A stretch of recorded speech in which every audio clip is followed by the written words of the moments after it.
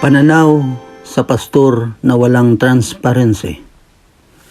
Ang isang pastor na sinusulo ang tithes at ayaw magpa-question tungkol dito ay nagpapakita ng problema sa integridad, pananagutan at pamumuno.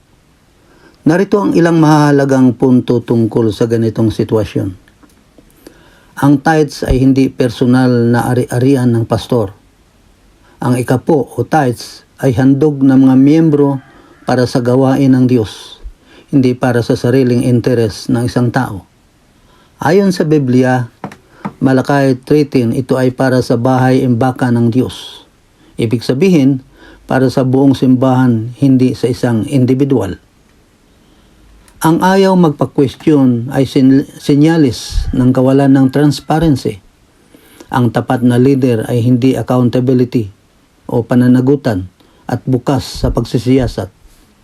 Kung ang pastor ay tumatangging ipaliwanag kung paano ginagamit ang pundo, ito ay senyalis ng posibleng maling pamamahala o pagkukubli ng katiwalian. Ang mabuting pastor ay tagapangasiwa, hindi may-ari. Ang pastor ay dapat maglingkod bilang faithful servant. Ayon sa 1 Corinthians 4 verse 2, tapat na katiwala ang ibig sabihin. Hindi dapat ginagamit ang posisyon o pang-personal na makinabang sa salapi ng simbahan. Dapat may maayos na sistema ng pamamahala ng pundo. Ang simbahan ay kinakailangan magkaroon ng financial board or treasurer na nagsisiguro sa tamang paggamit ng pundo. Dapat may transparency sa budget, ulat, at mga proyektong pinupunduhan ng tithes at offerings. May pananagutan siya hindi lang sa tao kundi sa Diyos.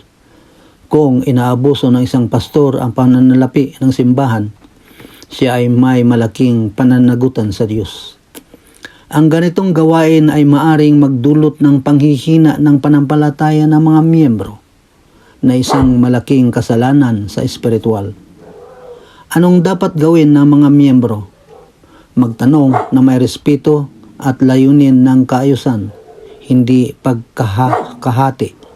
Itaas ang isyu sa board o leadership council kung meron.